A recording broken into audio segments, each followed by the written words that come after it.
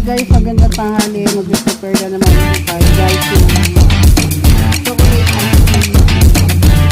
Ito po, nabili ko dito chocolate ice cream.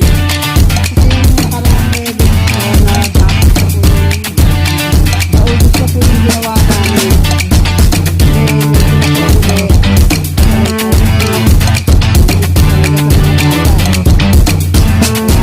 Kahit gabi, yung araw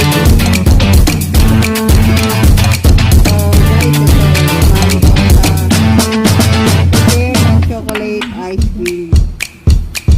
So ito po ang ating baso. Magawa po tayo ng tatlong flavor ngayon.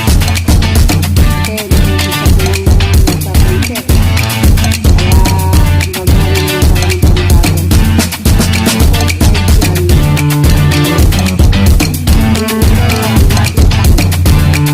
gagawin mo tayo ng panibago.